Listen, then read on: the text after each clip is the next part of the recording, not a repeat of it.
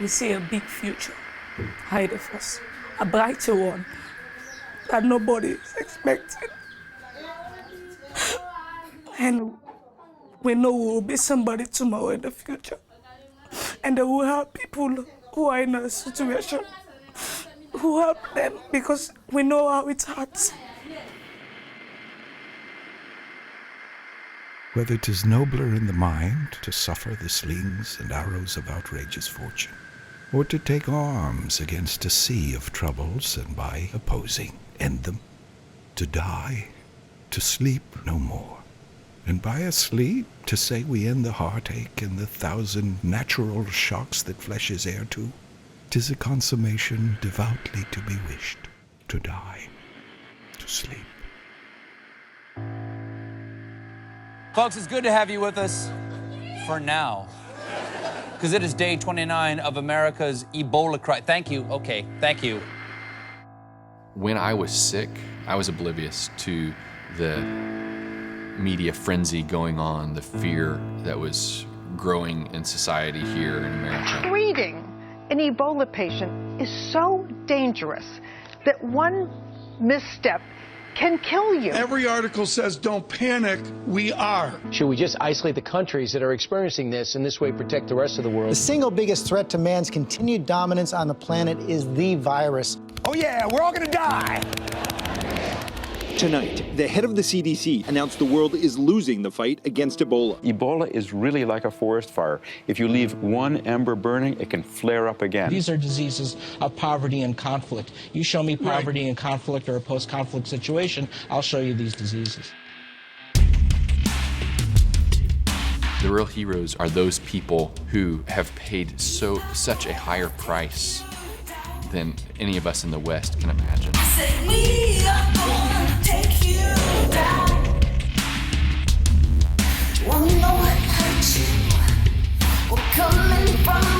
There are 100 new cases in Sierra Leone every single day. The stories are absolute heroism. I mean, this is probably the worst epidemic of modern times. You ain't never seen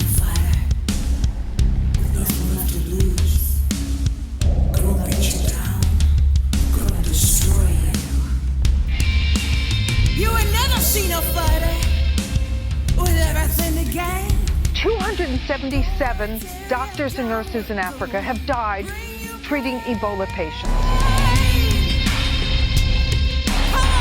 Our country is suffering. We don't know the way our country is going. We don't know the trend of our nation. We don't know what we are heading to. We don't know our future. Shut your mouth, watch me now. Come on, gonna take it down. Shut your mouth, watch me now. Just moments ago, Time magazine has named the fighters of the deadly Ebola virus as the 2014 Persons of the Year. As Time put it, they risked and persisted, sacrificed and saved. Ebola is a war.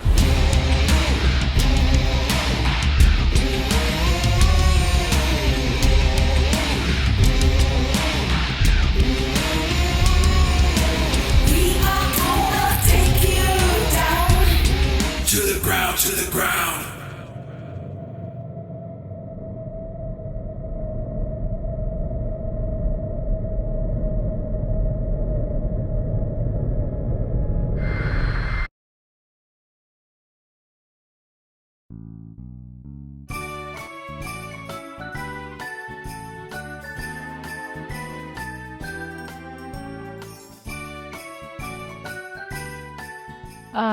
I went home just a few days before Christmas and got home, and it was just very wonderful. My children, my two adult children, 22 and 19, were there. My husband, my little one was turning 8, and that's why I had to go. It was more for her birthday than anything. All right, so I think we're just about ready, everybody. Okay. So, for this momentous occasion, celebrating somebody's birthday today. It's not my birthday, it's his birthday. Well, Rebecca had planned the party all out. She knew who she wanted to invite, and she knew what she wanted for a menu. No birthday spanking. Do a gauntlet. When you blow the candles out, and all of us will shout, happy birthday, happy birthday, happy birthday.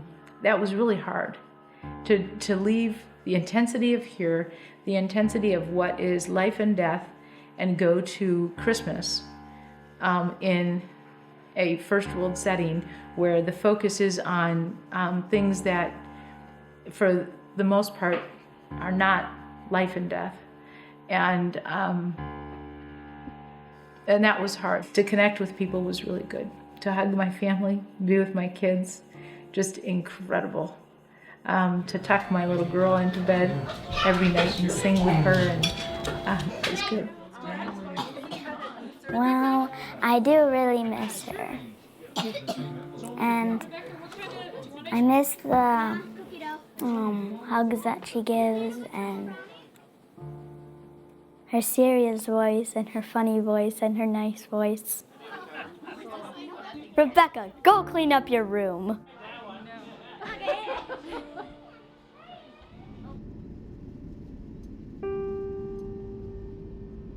She is a ER nurse at St. Paul Children's, and so, there's times where she's working nights, so we don't see each other for a day or two, but never this long.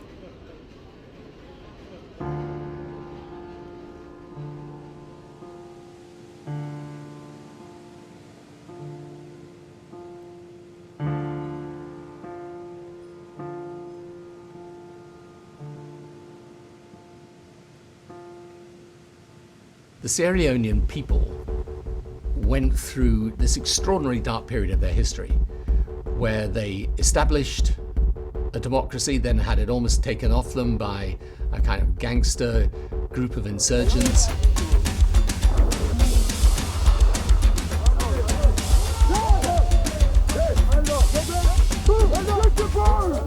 We then had a military intervention at the turn of the century. At least the UN have the reassuring presence of the British, including these Gurkhas attached to the parachute regiment and out on patrol in the jungle surrounding the airport. How do you torture them? You talk about torturing them. Why is that necessary? What do you do? Of course, if we come in contact, infrared, we kill. If we captured, we slaughter, we remove the eyes. We do everything that they are doing to the people so that they'll feel they're doing the same to us. There would have been a time for such a word. Tomorrow and tomorrow and tomorrow creeps in this petty pace from day to the last syllable of recorded time. And all our yesterdays have lighted fools the way to dusty death. Out, brief candle. Life's but a walking shadow. A poor player that struts and frets his hour upon the stage, and then is heard no more. It is a tale told by an idiot, full of sound and fury, signifying nothing. At the end of the Civil War, the United Nations and international organizations were talking about reconciliation because lots of young men in the country had been involved in chopping off hands and feet in the very villages where they themselves were from. And so there was a lot of talk around how do you reconcile, and people just said, just send them back to us, they're our sons. Yes, we know they killed people, but they were 8 years old, 9 years old, so what are we going to do with them? That's the nature of Sierra Leoneans. We don't have revenge killings. The Civil War went on for over 10 years and it had no religious or tribal dimension. Whatever their difficulties, they are a country whose people are prepared to go through a lot, come out the other side, and still want to move forward. These are people who are in the most isolated areas of this region, who have come out of 10 years of civil war, who had been struggling and making great strides in terms of, building their economic strength and their well-being, but just got smacked by something that was unforeseen. As a nation, we never view adversity with despair. We just take it on and try to find some good humor out of it. And I honestly believe it's our ability to laugh at the most serious problems that helps us get through them. A jest's prosperity lies in the ear of him that hears it, never in the tongue of him that makes it. Then, if sickly ears, deaf to the clamors of their own dear groans, will hear your idle scorns, continue them. I know that love is just a shout into the void and that oblivion is inevitable, but I'm sticking with you no matter what kind of cancer you have. No, I don't have cancer. I have Ebola.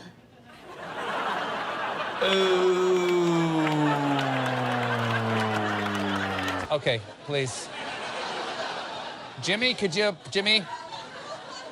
Thank you. All right. Jimmy. This thing is gonna kill us all.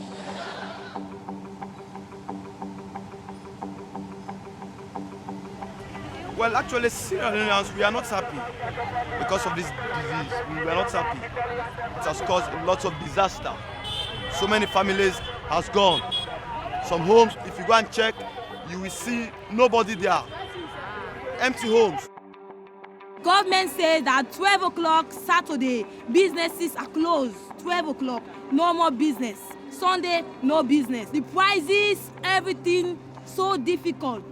Everything increasing every day by day, every day. We used to sell about 6 to 7 shoes a day, but the Ebola affects us.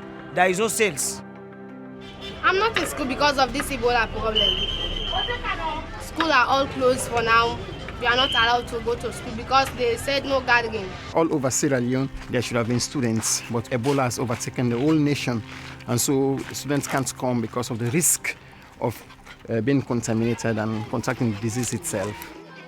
Some won't come back because some already are dead. For example, we already have 3 students from our university who are dead on account of Ebola directly. And some may not also be able to come back because their means of livelihood and their parents are dead, who will help them to pay fees. So this is another difficulty.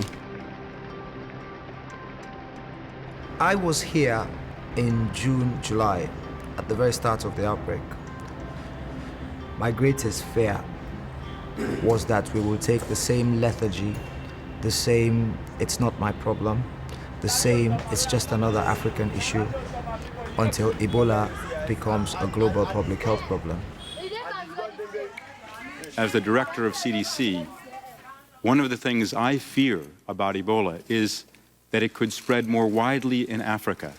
If this were to happen, it could become a threat to our health system and the health care we give for a long time to come. Are we going to let this become like the war? Are we going to wait until people start to die in Freetown before the world and the nation takes this seriously? I must say that the response was slow in coming. The support was slow. We now have a huge presence of our international friends. But I wish we had reacted a lot earlier than now. Should they have gotten involved earlier? Yes. I mean, we've known Ebola since 1970s, and we knew what Ebola was. We knew how devastating it could be. We've known too that Liberia, Sierra Leone, Guinea have minimal resources, have very weak health systems. By the time the rain set in August, September, people were dying on the streets. The hospitals were full of patients, feces everywhere, urine everywhere, corridors full, no doctors, no nurses, no equipment. And these are political failures. It's not a medical failure when hospitals don't have doctors and nurses. It's not a medical failure when doctors don't have protective clothing. It's a political failure. Ebola mortality rate has now risen to 70%, according to WHO. And by December, we could see as many as 10,000 new cases per week if the epidemic continues on its current trajectory. I knew it was going to be absolutely devastating because I know what Sierra Leone is like. And what this disease is made to succeed in an environment like this. Yes, we needed the international community, and we needed them quickly. They should have come, they could have come much sooner. The world as a whole is not doing enough. There are a number of countries that have capacity that have not yet stepped up. Those that have stepped up, all of us are going to have to do more because unless we contain this at the source, this is going to continue to pose a threat. It was like war. You know, I can still remember during the war when people were leaving the country. It was the same thing. You see, so you start getting confused. Oh, what is happening? If we don't have ambulance, if people are calling that there's a sick person there, you don't have surveillance officers to go there, it's fearful. The disease is uncontained and it is out of control in West Africa. The international response to the disease has been a failure. Ebola has jumped from Guinea to Liberia to Sierra Leone and Nigeria. I can't believe the news today. This is a very nasty, bloody disease. I can't close my eyes and make it go away. A nurse would get sick, and then other healthcare providers would be trying to care for their colleague, and they would also get sick. Then once you had that happen, then the hospital would have to be closed for the whole hospital to be decontaminated. Broken bottles under children's feet. Bodies strewn across the dead end street. I go into clinic after clinic after clinic after clinic after clinic, and there's not one box of gloves. There's no needle holders. You go to hospital, there's no needle holders. There's no emesis basins. There's no running water. There's one running tap in the whole hospital. How can you fight a disease like Ebola without water, without basic sanitation devices? You go into a village and you have one latrine for 15 houses. How can you fight a disease like Ebola with the poor sanitation that is here? How long must we sing this song? How long? Today, thousands of people in West Africa are infected. That number could rapidly grow to tens of thousands. And if the outbreak is not stopped now, we could be looking at hundreds of thousands of people infected. So nothing as yet that has been done is slowing the spread of this virus. He hath disgraced me and hindered me 500,000, laughed at my losses, mocked at my gains, scorned my nation. And what's his reason? Fed with the same food, hurt by the same weapons, subject to the same diseases, healed by the same means, warmed and cooled by the same winter and summer. If you prick us, do we not bleed? If you tickle us, do we not laugh? If you poison us, do we not die? So there was a special number, and people could call that if one of their loved ones seemed to be ill in a way that was possibly Ebola, and people could call it if they themselves became ill. So that was one of the real emphases for our case finding. Me comping Salon Possin. If we want this Ebola sickness for go bata one, now for report anybody where you know say sick and no agree for go hospital or call 117. For this Ebola wahala, Kongosa not a crime. Organizations like the UN have been calling for a more coordinated response to Ebola, and call centers like this one will prove crucial as part of that response. If there is a sick case, anybody having any symptoms of Ebola, to call 117, wherein they're going to get response from our medical and various teams. I was with a team of about 120 call center operators, and the phones were just ringing off the hook. We went from receiving an average of 200 calls a day to 10 times that. We were receiving more than 2,000 calls a day, and these were calls reporting dead bodies, needing burial teams, or reporting sick people, or people calling from quarantined homes. And to just take that moment to take in how wide-reaching this was across the country, how many people this was impacting, and to see the numbers and to know the stories behind them. Sunday, bloody Sunday. Sunday, bloody Sunday. Sunday, bloody. I remember one specific nurse practitioner out in a very rural district. She would call every day and say, I found another home. There's 5 people sick. There's 4 children. The father is dead. We need support now. And it was heavy. It was so heavy. Every day just felt like until we were able to get a response out to everyone who called, you didn't even want to go to sleep. all the holding centers were full. There weren't enough beds in the hospital. And the battle's just begun. Somebody lost, tell me who has won. This call came in that there is a family that relatives have died of Ebola. But of course, all the neighbors there were afraid to touch the kids, so they called us to get a response team. But by then, as a whole, the number of ambulances were inadequate. What can we do? We tried to call the various response teams and they say, look, we want to come there, but actually, if we are to take them now, where would they be hospitalized or where would they be looked after? You see, there was just nowhere. They're basically looking for help. You see, what can you tell them? When you know actually that you've been told that, look, we have over 60 cases in the community that can't be taken to a treatment center because there hadn't been sufficient beds. Stuck within our heart. Mothers, children, brothers, sisters torn apart. So that's really one of the causes that did affect me for perhaps months. You had sick people literally walking around or laying down outside of these treatment units, waiting for a space. As they wait for medical attention, they watch as 10 bodies are removed from the Ebola ward.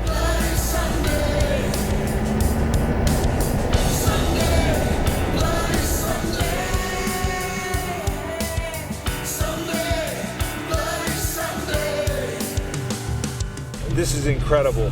Seeing a truck cart away 10 bodies of people who died from Ebola, I can't imagine what someone is thinking who has arrived there for treatment. It's the gates of hell, going into that treatment ward and knowing that the odds are you're going to come out in a body bag.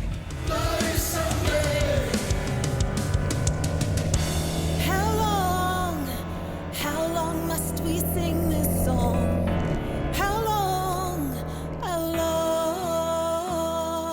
I think it was just a joke. I did not take it seriously. And that's what all my family members thought. We all thought it's not real. Because the first time Ebola appeared in Sierra Leone, people did not take it very serious. My father was the first person I saw infected with Ebola. But he said he got it from his friend. He was very tired, was feeling weak. And we thought it fit that we should not go near him because we have listened to most of the things people said about Ebola and we were afraid. So we took him to the hospital. There, we did not see him again until the authorities tell us that he was dead.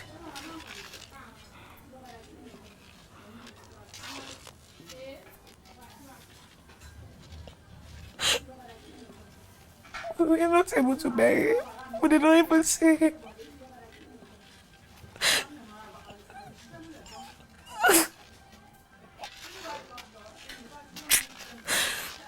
We did not even see him. That's what the last time we saw him. When the authority came and took him, we never saw him. We never saw his grave.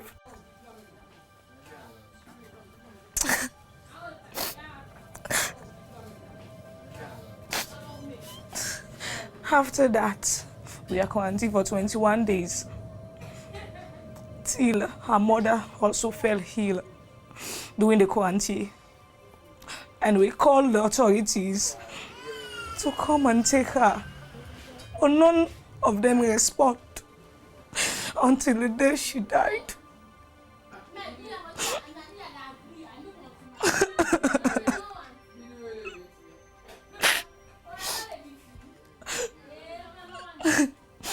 When she died, then the authority came and took her away. And then we suffer another 21 days of quarantine. That makes it 42 days. We were there. There was no food. We were suffering. We only survived by our neighbors who helped us with some food. We suffered.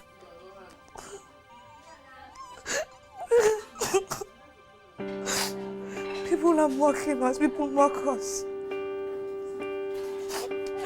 People mock us. Say we have Ebola. And nobody will talk to us.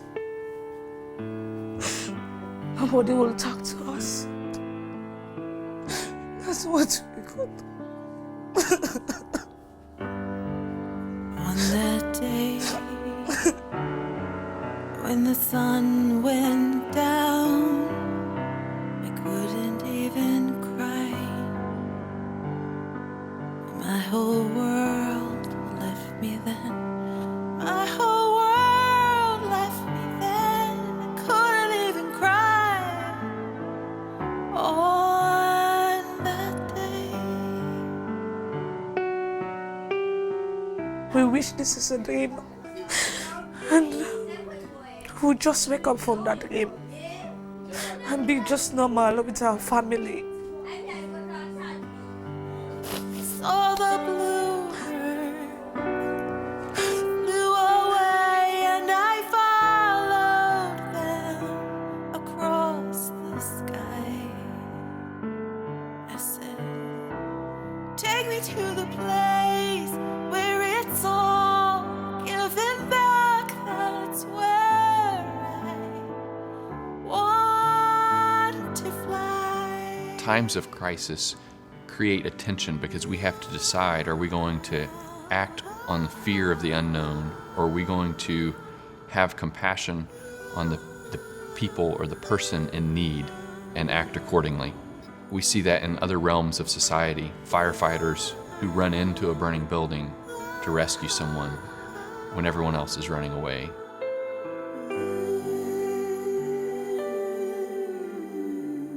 Thousands of people have lost their loved ones. People are dying in this country. People are suffering in this country.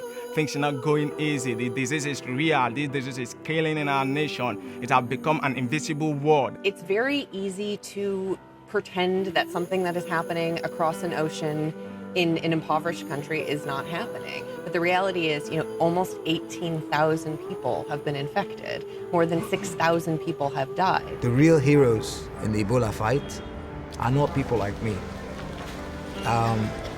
The burial teams, the nurses, the hospital porters, the cleaners, the swabbers, ambulance drivers. These are the real heroes. In many cases, these people have been kicked out of their homes because they work on Ebola. They've lost their relationships because everybody is scared. They are such high risk. They watch their friends die on a weekly basis. In some cases, they were not paid for 3-4 months. When they moved to new homes, many other nurses now have to wash their uniforms at night and hang them in their bedrooms and fold them up and put them in their bags because they can't tell their landlords or landladies that they're nurses. But they still go to work. They still go to work. One day I'll reach the other side, where all's redeemed, no more goodbyes, that's where you'll find. What happens when you go home at the end of the day? I get prepared for another day. It's where you'll find me. A hero is a person of great courage. And courage doesn't mean the absence of fear. A courageous hero is somebody who takes action despite their own fear of what might happen. By doing the work that they do, they are putting themselves very seriously in harm's way, and we've lost a lot of people. Some of the staff members were facing some terrible decisions. Their families would tell them, if you go back to that hospital again, you're not welcome in the house. You'll find your things on the sidewalk. One day I'll reach the other side, where all's redeemed, no more goodbyes, that's where you'll find me. That's where you'll find me. Why, 'tis no matter, man. If they did hear, they would not mark me, and if they did mark, they would not pity me. Yet plead I must. Therefore I tell my sorrows to the stones, for that they will not intercept my tale. When I do weep, they humbly at my feet receive my tears and seem to weep with me. Rome could afford no tribute like these.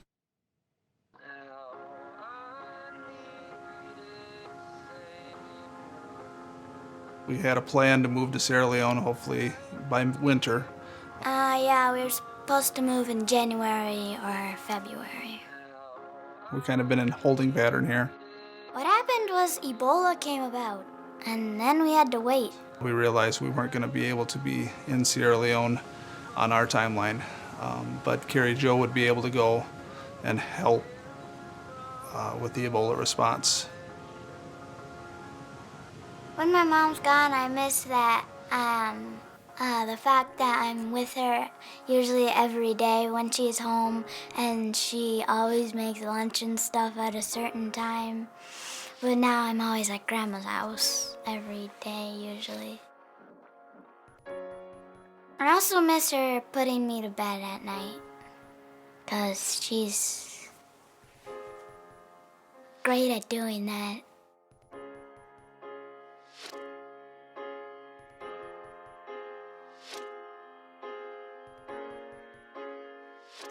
So I'm a pediatric emergency nurse.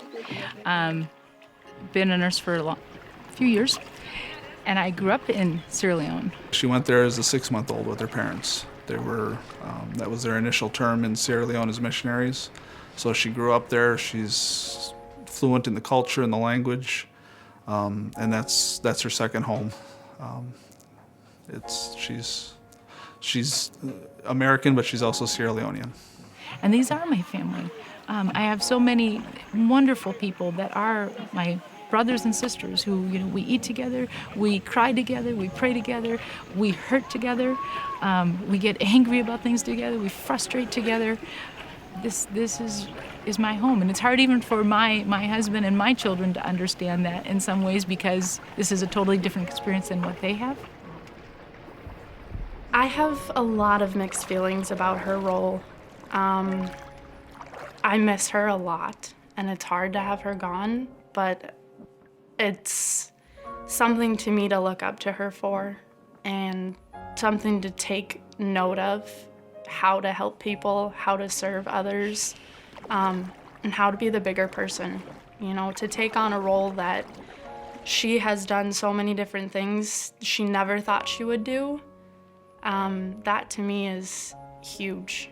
Kind of teaching me, take a step out of the bubble, go learn something that you're not even sure of, and meet it head on, do the best that you can. We're going to Samaya. Samaya is in Tambaka Chiefdom, which is the farthest north, and it borders Guinea. It's a very remote area, accessible only by canoe across the river, because there's no ferries working, there's no bridges across here. So it's a underserved area. Incredibly, in every way, it's underserved. And we have a community care center there, and they had a huge outbreak in mid-November. Many died, many sick. My mom is teaching people how to use equipment that you are supposed to wear when you are taking care of Ebola patients, and even if they have the tiniest hole in them, you have to throw them away.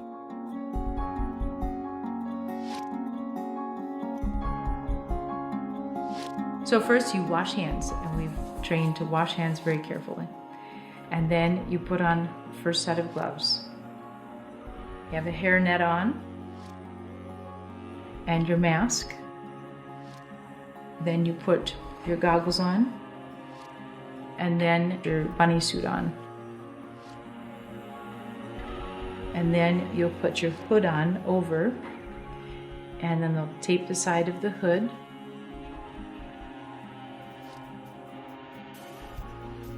Then, second pair of gloves, and they go up over the outside of the cuff, tucked under, and then an apron over, plastic apron, and then is written across that your name and the time you're in. Then you have your buddy check to make sure that you're totally covered. Everything is closed tightly, all the Velcro is tight, or if you're zipped up, if it's the bunny suit is zipped up well. There's no skin showing, and then you go. Well, this place is been called CCC, which means Community Care Center. The purpose of building this place is to take care of people that are sick. This is an holding center. Here we hold them for a moment until their result is out, because when we get them here, we take their blood samples and send them to McKinney, they do their test. When you are proof positive, they will send the ambulance to collect you. They take you to the treatment center. So we hold them there for just a moment. Community care centers gave us that breathing room to test safely and monitor those patients and begin giving care to treat them early. And because they were close to the villages, people started to trust them. Because from the minute they hit the CCC, we were talking to them.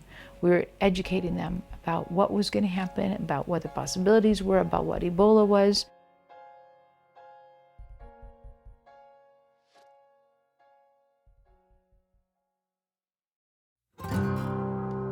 First, it's time for a Daily Show Ebola update, brought to you by Arby's. Arby's. See? A lot of things cause diarrhea. I will use this bowl right here of vanilla ice cream to represent a sealed, sterile hospital room. Now, obviously, someone with Ebola comes in, they get their bodily fluids, all right, all over the sterile room. Doctor, you can get Ebola sitting next to someone on a bus if they, in fact, throw up on you, can't you? Doctor, let me ask you this. What if you're yawning? Guy runs up, throws his Ebola diarrhea right in your mouth. Boom! Ebola in the mouth. Boom! What are you going to do then? So you've got all of these dangerous contaminants together, but you can stay safe as long as you avoid all contact.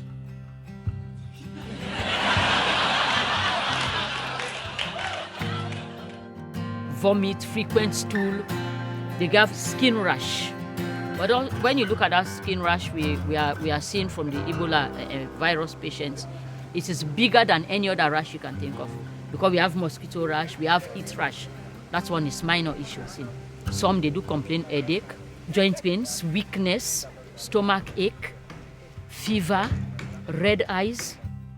It is so dangerous, it's a killer disease. And we got it through body contact, as I say, touching people, through body contact movement. And it's very fast to be transferred. It transfers so quick. The later part of the signs and symptoms, bleeding from all openings, bleeding from the ears, the eyes red, bleeding from the nose, the mouth, the anus, the vagina, all those parts, people bleed from there. That is the end part. Yeah, when you see a patient of an Ebola patient suffering from those conditions, obviously there is no hope. What's remarkable is that a lot of patients come in and you come in the morning and they are talking. They're a little bit weak and a little bit tired, but they're talking okay. And then by the evening, they're pretty confused and pretty frustrated. And then by the following morning, you come in and they're dead. For this I shall have time to mourn. And as the wretch, whose fever-weakened joints like strengthless hinges buckle under life, impatient of his fit, breaks like a fire out of his keeper's arms, even so my limbs, weakened with grief, being now enraged with grief, are thrice themselves. Hence, therefore, thou nice crutch, a scaly gauntlet now with joints of steel. I'm a trained nurse, and it's one of my oath that I took when I was in college, that I'm ready to save life, no matter what. And this is a war. This Ebola war is a war for we, the medical personnel. Well, Jackie, you've got to remember that this very poor country, Sierra Leone, of 6 million people, had just 170 doctors for all of them before the Ebola outbreak came. 60 of them are now thought to have died treating others. When I first started and we opened the community care centers, we opened one in Samaya. I trained all the community staff there personally, and that Monday it was to open up, and there was an outbreak that was identified like that Monday, Tuesday, Wednesday. And one of the nurses at that PHU was one of the people that was sick. And that CCC was not even fully built and completed, but we had to open then because Ebola was there, and there were many people sick. Of course, like any story of misery and suffering, there are always incredible heroes. I have a profound new respect for health workers working in brutal conditions in those stifling, claustrophobic protective suits. Losing my friend does not mean that I must not partake in the war. So it's my duty to partake. Because if I didn't volunteer to help my people, who will help them? That's the question I've been asking myself. That's why I decided to come and render the little care I can to my people. It's a very dangerous place, above all, to be a health worker. The death rate amongst health workers outstrips that of the civilian population. I'm very confident in our protocols and our equipment and the procedures we used in the treatment unit. And I believe that I contracted Ebola outside of the treatment unit in my interaction with patients and their families in the emergency room. Half of the staff up there were nurses' aides. They weren't even full nurses, but they were brave enough to be posted to this very far away CCC. And the in charge there was actually a midwife. And I went up there and saw Patricia, and it was clear that Patricia had Ebola. And she looked better when I saw her. And 12 hours later, she was dead. And then one of our cleaners that I had trained died like 2-3 days later. That was a hard time, and I felt extremely responsible, and the burden of responsibility, because I had trained all these people personally in infection prevention and in PPE use, and that pit in my stomach of, had I done a good enough job? Did these people really, did they learn? Did they know what they were doing? I felt that responsibility so heavily, and that was a real, a difficult time that first week. We lost 9 of our staff. Most of them very good and personal friends of mine. So People are uniquely terrified of this viral hemorrhagic fever that has books written about it, movies made about it. But in a lot of ways, Ebola is not unique, because there are a lot of diseases that occur predominantly in places of great poverty, and it's easy for us to neglect those diseases and the people that suffer from them.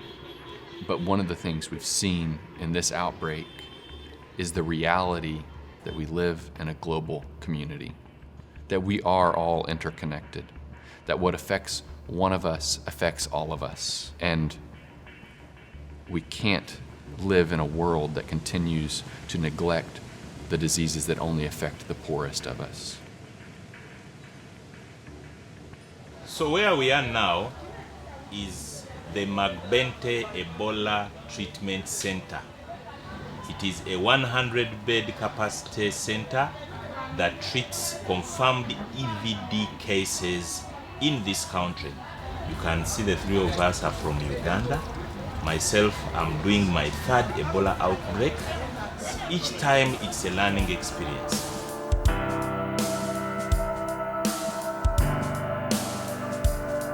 Day after day we struggle. Don't give up now. We gotta hold on. Wave after wave comes crashing in, but it's gonna get brighter here at the door. Now for every team that goes in, there is somebody who will keep encouraging the team. It is very, very stressful. We are also human beings. Sometimes, if we don't get that type of encouragement, we may get out and then we get psychological breakdown. So once we are in, we work as a team, we keep encouraging each other.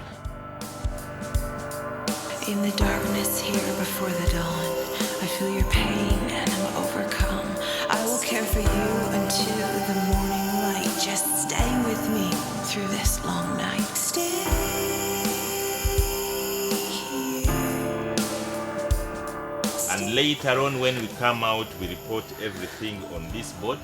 Right now you can see that this board has a few number of patients, because we've just discharged about 3 days ago, we just had a massive discharge of 31 survivors. WHO has protocols, the government has protocols, everybody has protocols, but getting this down right to the patient himself, getting to say, hey, this patient needs fluids, this patient needs antipyretics, Panadol. and the patient gets it right on time. This has always been the problem. And once we are working on this, we really know that this is what we expect to see. We expect to see success.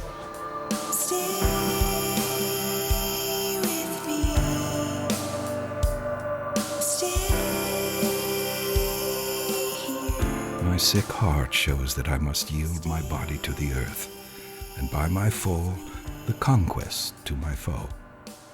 Thus yields the cedar to the axe's edge, whose arms gave shelter to the princely eagle, under whose shade the ramping lion slept, whose top branch overpeered Jove's spreading tree, and kept low shrubs from winter's powerful wind. For West Africans, or anyone for that matter, the appearance of this type pallbearer at a loved one's funeral is horrifying. But in the era of Ebola, this is the new standard. Bodies sanitized and re-sanitized before burial. There has been a policy that no family member should bury any corpse. So if anybody has a corpse, whether in a hospital or so, they have to call 117, because we have a burial team already that is being set up all over the country to be handling corpses. If it is a death alert, the alert is brought to the burial team. We have the watchkeeper, Lieutenant Ba, who will now look at the alerts. If the alert is from Zone 1, who call the burial team in charge of Zone 1, and that burial will happen. That was extremely important because changing burial practices was one of the pillars of trying to eliminate Ebola. After work, when we are coming in the vehicle, just to ease the stress, we come and crack some phones in the vehicle. We laugh so that we can just ease our mind, to take it out of our mind. And when we come back in the hospital, we start to crack jokes, like just come and crack jokes so that we forget about our stress.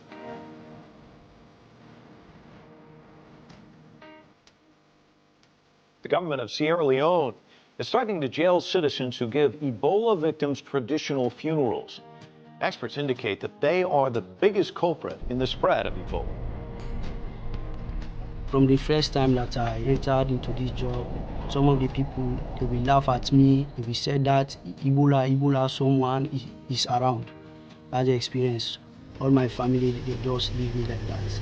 They said, because I have joined the team, so that's why they're afraid of me. They're afraid of me.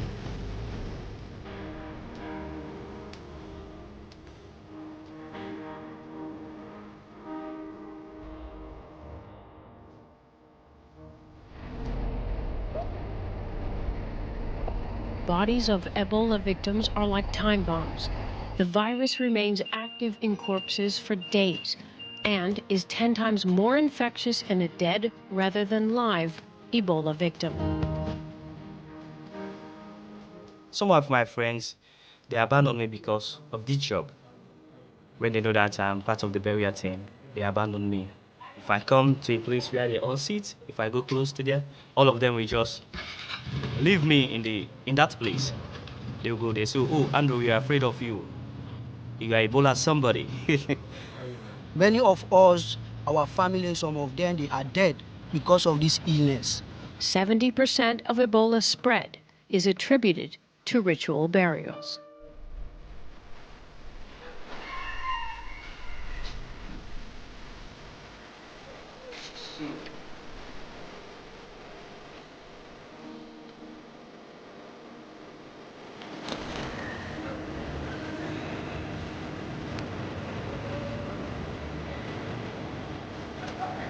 So we are praying to God Almighty to protect us, kill Ebola out of the world.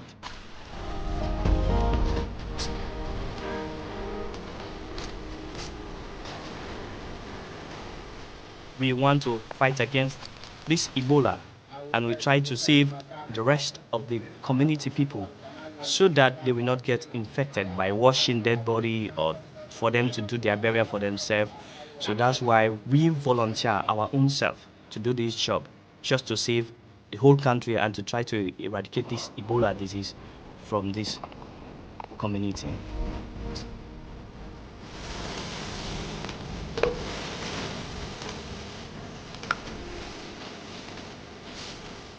Like the second burial that we do in Kimakwe town, as soon as I went inside with the lab man, and the lab man wanted to take the swab, it's just somebody coming with a cutlass. Then the swab man shout, say, Andrew, they are coming with cutlass. I say, what cutlass? Then I just stand and watching what the guys want to do. But some of the family members, one of the elders come and grab him and take the machete out of his hand.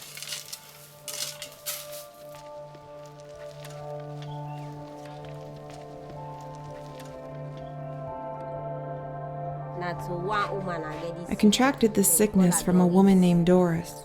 She lives in this village. She came to me and said she wasn't feeling well. That's when she ran to the back of my house and vomited. So I ran over to help her, and that's when I contracted the disease. So she stayed at home with her fever and her vomits and hoped that it was malaria or something else. And by doing that, unfortunately, she infected 5 other persons. My grandmother was the first person in our village who got sick. Over the past 40 or 50 days now, I've lost over 30 of my friends and family, men, women, and children. Because Ebola tracks human relations, it hasn't taken people equally from across society. It comes in bursts, so it takes whole families. And then because it's passed by intimate contact, it tracks people who are close to each other, so it gets passed from mother to child or siblings. So in the beginning of January, a neighbor developed Ebola, the son, the husband, a daughter, and a herbalist that she went for treatment. One person created in less than 2 weeks 5 other persons.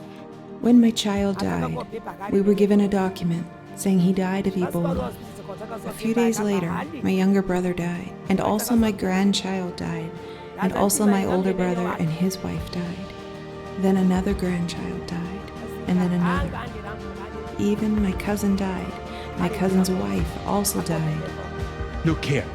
The neighbor infected his sister and brother and also the niece. The son infected the brother. The husband infected 6 other persons. Nephew, daughter, 2 persons who helped him to a taxi in the end, and another neighbor here and a friend. In my family, only 3 of us survived. Putting them all together, 20 of my family members have died. I'm not feeling good. Every now and then I'm just feeling discouraged because I have nobody. This disease punished the people who were good Samaritans, the people who were trying to help somebody in need. Because it's passed on through direct physical contact, those are the people who it got spread to. This is like a sinister family tree. The virus transmits in the closest relation you have in life, those who help you when you are sick, from 1 to 5 to 10. Those who have died in this village, we have 109 people died of Ebola.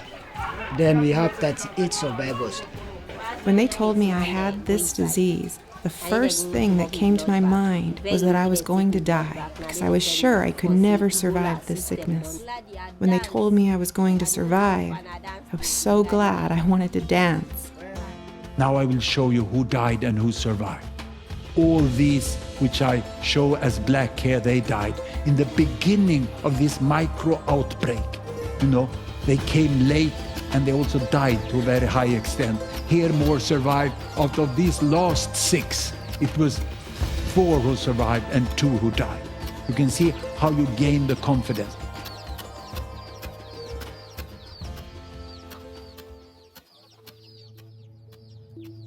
We eat once a day. We go to the market at 9 o'clock and we prepare a meal.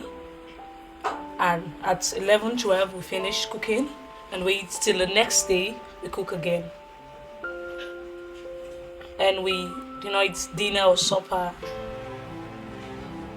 We only eat once a day, only once a day.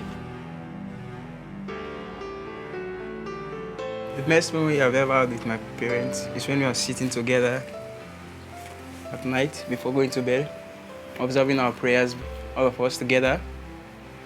And then in the morning, wake up, she prepare our food in the morning before going to school. I think that's my best memory when we are living with our parents previously.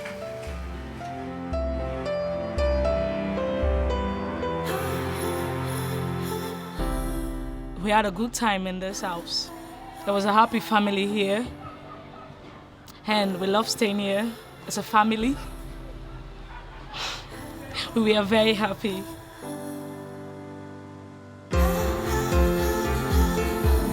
My father was a happy man. He was gentle. He loved his children, especially me. He always proud of me.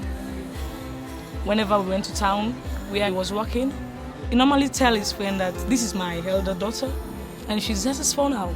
And I'm proud of her. And I was so happy. And I thought with that, I must go further with my education so that my father will be proud of me more. And that's what I think.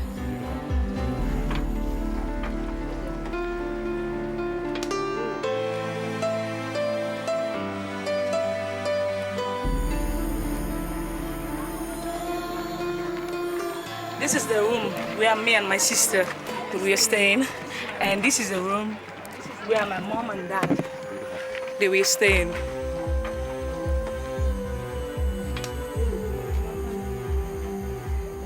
Sometimes at night we sit down, we remember the good times we had together. Reflect back. Reflect back, and we laugh.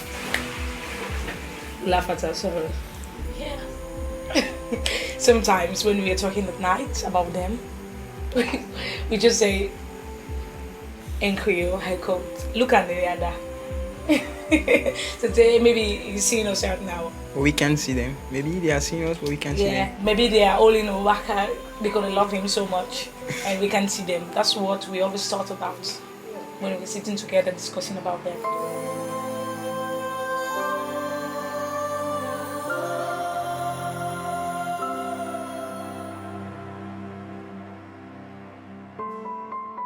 Well, this is where we wash now because we don't want neighbors to see us. It's where we are washing, taking a bath.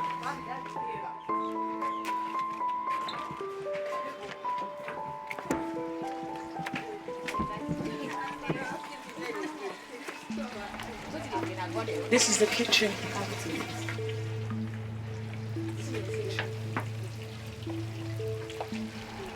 The last time I laughed was the last time when my dad came home with his suit, a Spider-Man suit, because my brother wanted a Spider-Man suit. And he got him a bigger one. That's the last time we laughed together as a family. We laughed, we make fun at night. Everybody went to bed. It was a very funny night. A memorable night I will never forget.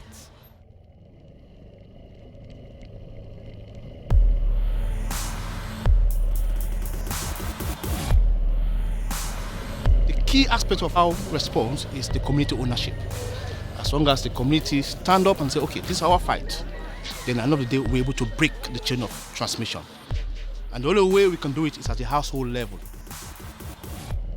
A social mobilizer is somebody who went to the communities to mobilize people and tell them about the transmission and also the precaution, what to do and what not to do. When Ebola comes to your household, it means somebody must have either touched a sick person or touched a dead body. The power of ending Ebola in this community lies in you people. When a person falls sick in this community, you know. In many ways, the control of this epidemic was pure public health. It was almost old style in that sense. And what that means is that to slow this epidemic down, we had to rely on a lot of person-to-person gumshoe work, being out there in our boots in the community and being out in the slums of Freetown and going where the disease was happening. We encourage that you do not allow strangers to come to this village. Please, as of now, ask the stranger to go back. Every positive case, there are contacts, people that the case might have contacted. We need to follow those people for a period of 21 days, just to make sure they are all right. If they come up with symptoms, we move them to the holding center, get them tested. Because should a contact become ill, it's of paramount importance that we get that person to treatment very, very quickly. So we had tens of thousands of contacts being monitored at any one time. The bird of wonder dies, the maiden phoenix. Her ashes new create another heir, as great in admiration as herself. So shall she leave her blessedness to one, when heaven shall call her from this cloud of darkness, who from the sacred ashes of her honor shall star-like rise, as great in fame as she was, and so stand, fix it, peace, plenty, love, truth, terror, that were the servants of this chosen infant, shall then be his, and like a vine grow to him wherever the bright sun of heaven shall shine.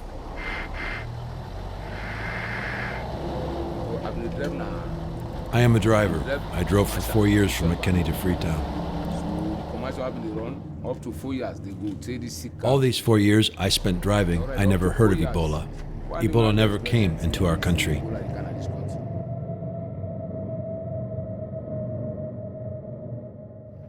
In January, I was looking for ambulance drivers, and someone told me about this guy. So he was a driver, and he gave a ride to somebody who was clearly sick. So he took the woman in the front seat. They are going to Freetown. On their way to Freetown, the old woman get vomit on the floor.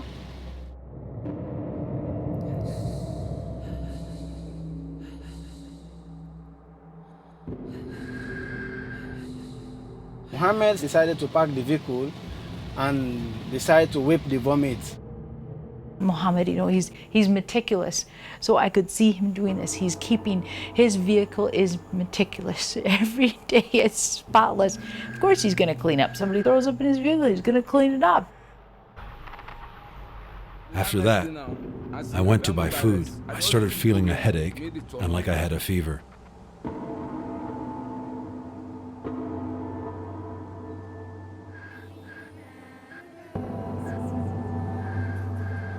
After I finished eating, I walked back to the vehicle. By that time I had a heavy fever, so I put on a thick jacket, but I still couldn't stop shivering. I slept for a couple of hours, but at 5 in the morning, I felt sick to my stomach and ran to the bathroom. As soon as I got to the bathroom, I saw blood all over the place.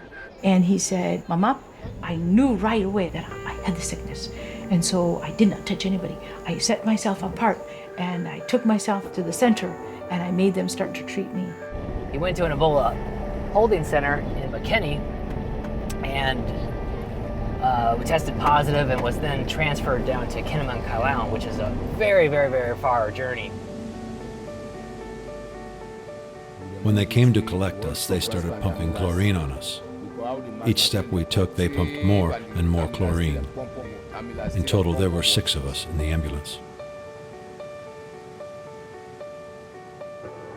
The ETCUs were far away from the village and people were petrified because to die alone is far worse than to die.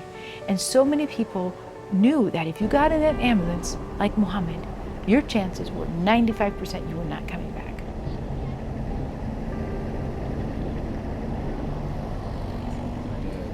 After we left Matatuka, that's when the first person died inside the ambulance. We tried to stop the ambulance, but the driver, he wouldn't stop. As we drove through Matatuka, the woman who was sitting beside me, she also died. Once again, we called out to the ambulance driver. We started knocking on the glass and screaming at the driver, but he wouldn't even look at us.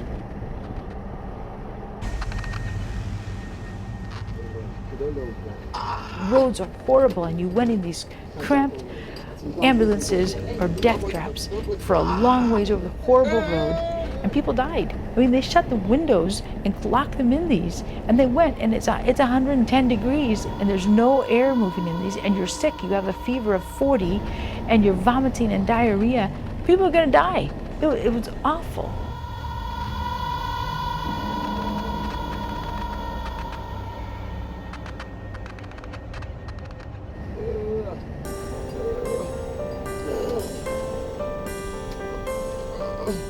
After that, we arrived in Boo.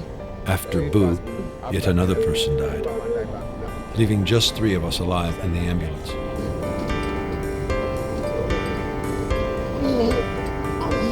Ring around the rosy, pockets full of posy. The road was so bumpy.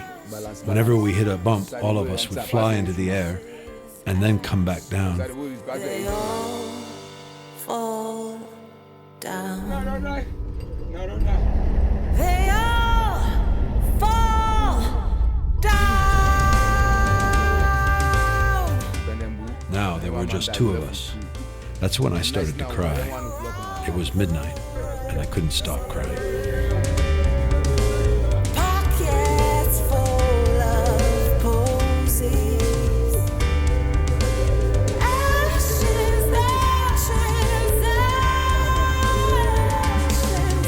They all fall down. I was the last one left. I was sure this was the end of my life, and I'd never see my kids again. All the other people were dead, and we still hadn't gotten to where we were going. I remember thinking, this must be the end part of my life. I am going to die. They all fall down. They all fall down. They all fall down. And Mohammed was the survivor. And he said, I had to survive this because I had to take care of my children.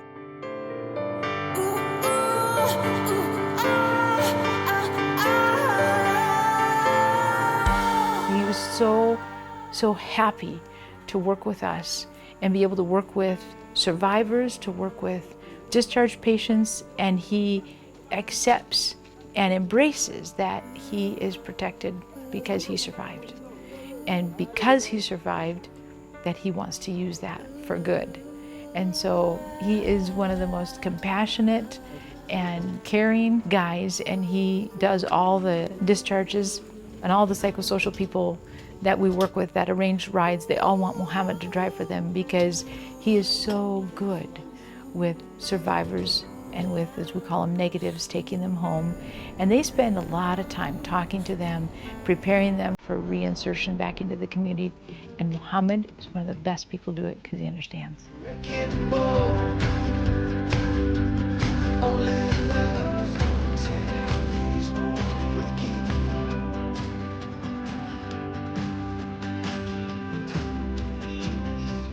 Wrecking ball. Only love's on the tip.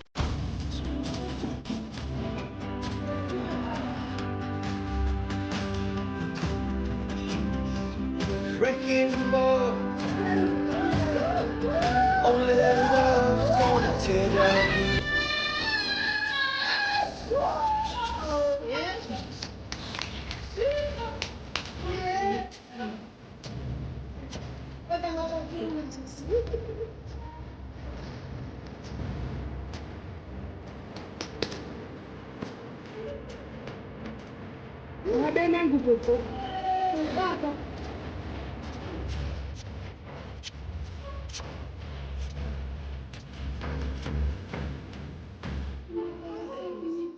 I have confidence in my country.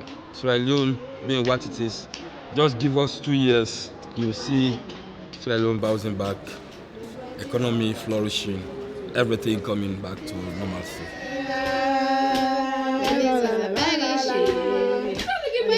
As Sierra Leoneans, we faced a lot of difficult situations and we managed to conquer them. And it's the same thing I believe with Ebola.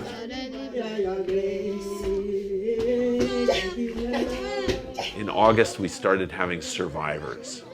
We started having people who had had Ebola coming out of the treatment units. And when people started hearing the stories of survivors, that really was a turning point, because then people said, oh, if I'm getting sick, I shouldn't just stay home and die at home. I really should go to the treatment unit. I have a chance. At the beginning of 2015, as the international community joined the Ebola fighters of West Africa, the number of cases of Ebola in West Africa began to decrease. Over 8,000 schools will open on the same day. We're expecting that ultimately 1.8 million learners, that's a third of the entire population basically, will come back to school. I woke up 1:30 this morning, woke up my elder brother. He told me to go to bed again because it was not time yet. I was very anxious to see the morning to come to school. I was glad, I was happy. So I was overwhelmed, I was excited. So I just jumped and I said school will reopen. I thank God, I praise God because at least the number of the Ebola is now declining. I feel so good, I feel excited. When I come, I see my friends, I see my teachers. I feel so great. Most of the times when I sit home, I see the sun coming out because I'm used to it. When the sun is coming out, I'll be at school. But when I'm sitting home, I don't feel good when the sun is coming out.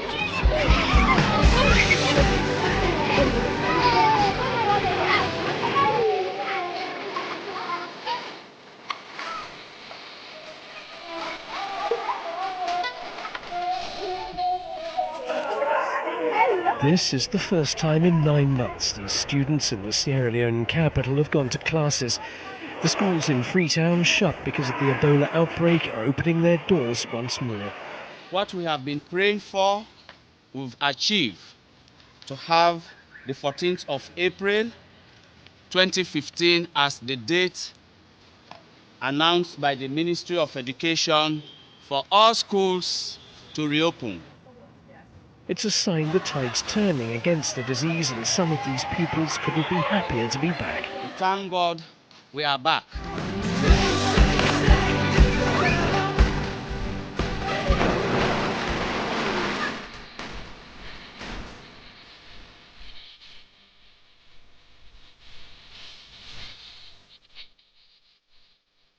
Thank God for all those who survived this virus. Before you enter the school compound, make sure your temperature is checked, you properly wash your hands with soap and water, and you do it regularly. Know that this virus is not yet over, but soon it will be over.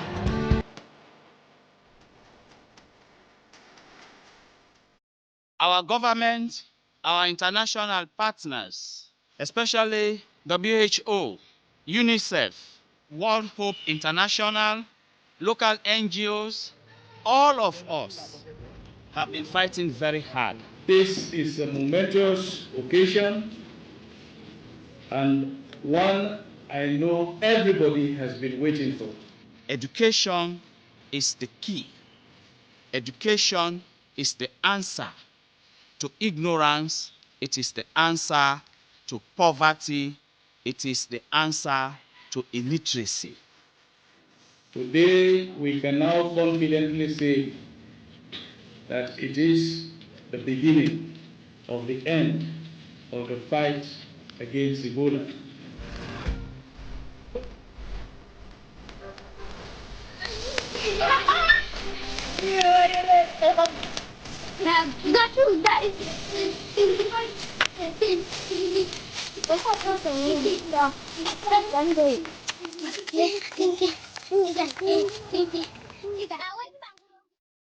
The decision to move has been made. We're just working out all the details. I'll be working probably with Carrie and working with logistics there. I also get to homeschool Rebecca, so that'll be fun for both of us.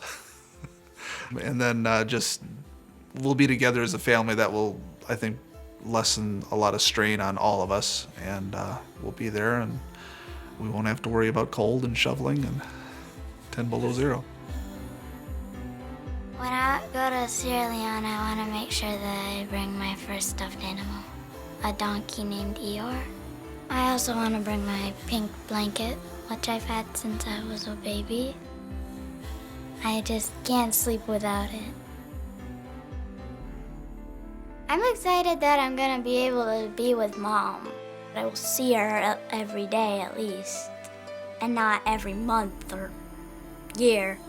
I am excited about it. I love Sierra Leone. It's a beautiful country and beautiful people, and it's amazing just to be there with Carrie and see her in her element. To me, my mom is a hero because she is a lifesaver. My mom is the greatest. She loves everybody, no matter what. And she cares about helping everybody, no matter the circumstances, no matter what it means to take her away from anything else. She wants to help, and that's where her heart is. She is a superhero.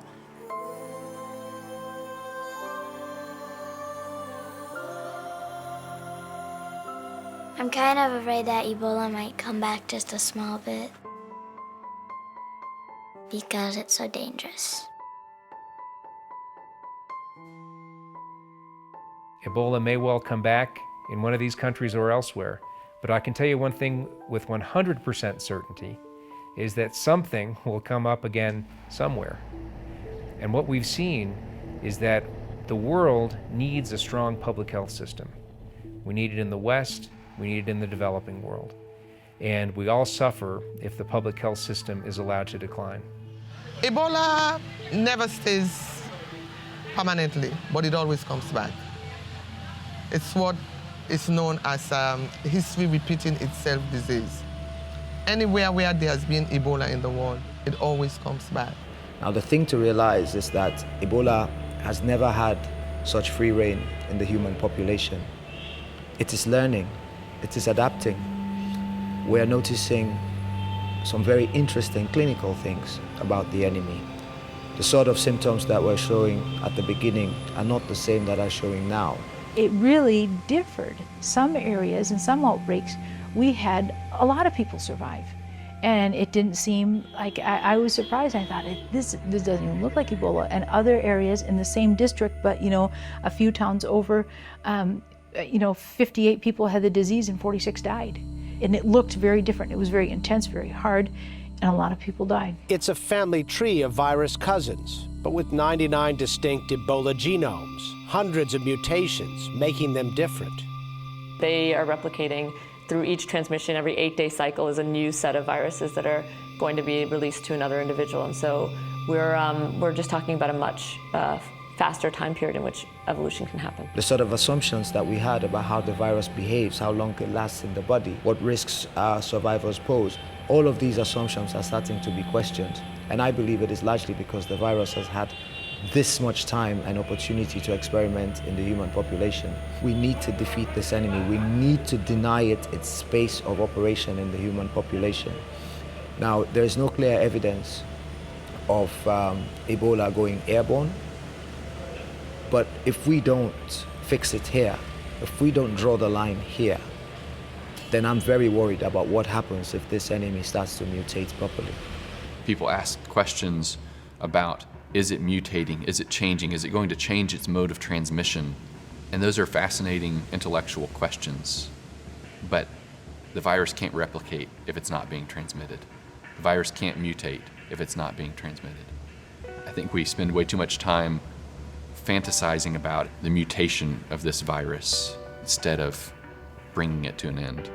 We've talked about, next time, better preparedness, more organized and more rapid response from the international community to the next crisis, as opposed to, really having the audacity to think that we can raise the level of care in these countries and raise the well-being of vulnerable communities in these countries so that there won't be a crisis of this magnitude. Back in Sierra Leone, Lena Moses is wondering what it will look like the next time. I can't believe the news today. I can't close my eyes and make it go away. From this day to the ending of the world, but we in it shall be remembered. We few, we happy few, we band of brothers. For he today that sheds his blood with me shall be my brother. Be he ne'er so vile, this day shall gentle his condition. And gentlemen shall think themselves accursed they were not here. and hold their manhoods cheap whilst any speaks that fought with us. In this Ebola outbreak, we saw courageous, compassionate healthcare workers running to the disaster to care for people who are suffering, to have compassion, to suffer with those in the midst of the crisis.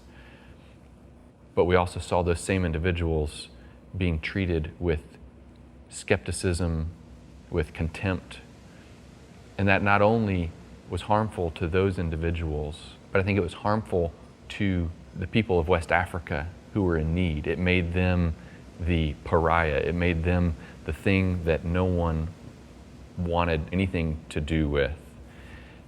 And I think that also harmed our own society, because when we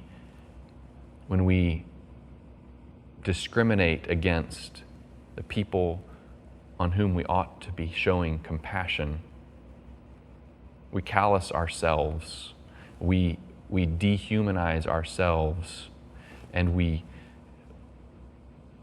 view them as less than human. And that decreases our own humanity. Throughout my life growing up, the thought of who is my neighbor? You know, God so clearly says to love our neighbor, to reach out. Who is my neighbor? Is my neighbor only my person right next door? Is my neighbor the people in my community? Is my neighbor the people in my world? Who is my neighbor? You know, when your family is in crisis, you have to come, you have to respond.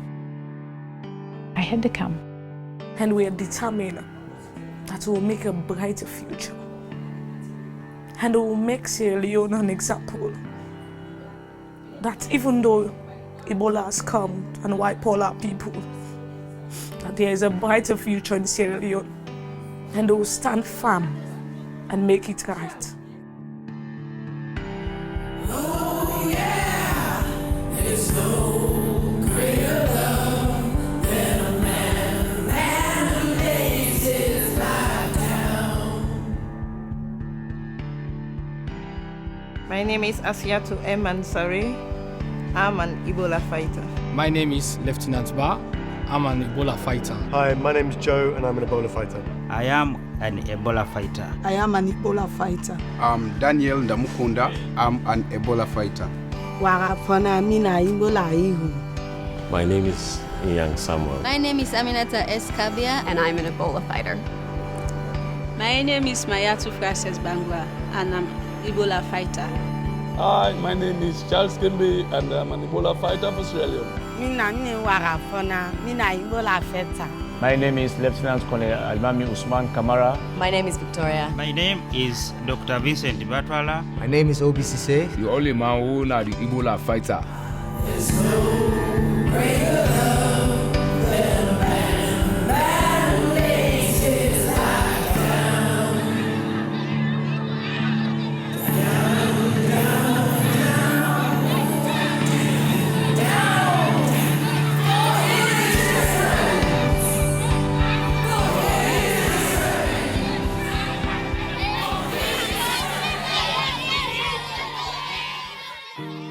In the darkest hour, just before dawn, hear the birds start to sing out My name is Kent Brantley. I am an Ebola fighter. a lonesome song, and they're singing for me,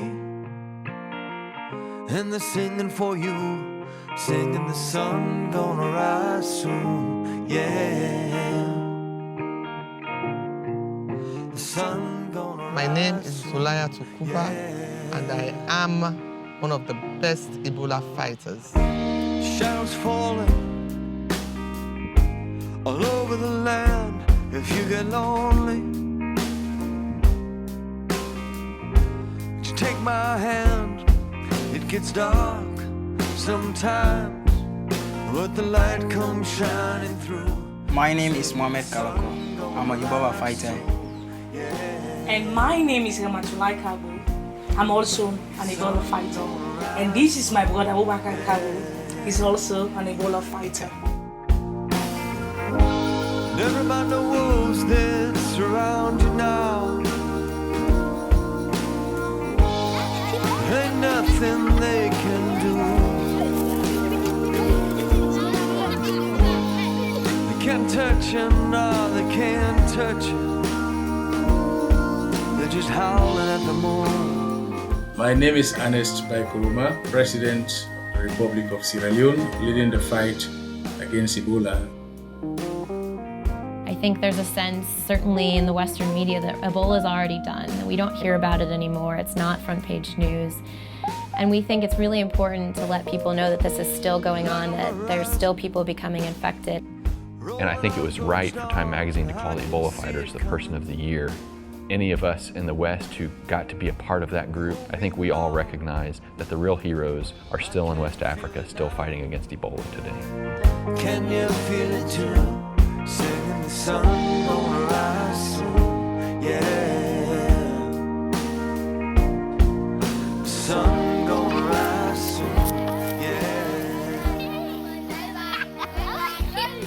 Sun gonna rise soon, yeah.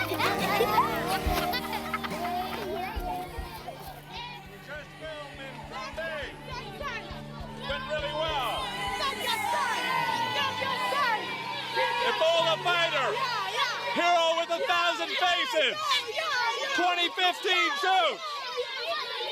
Ebola's almost wiped out. Only 30 cases in all 3 countries. Everyone's having a party. We had a good time. Check it out soon. Coming to theaters near you, it looks like. Ebola fighter, hero with 1,000 faces. What do you think, buddy?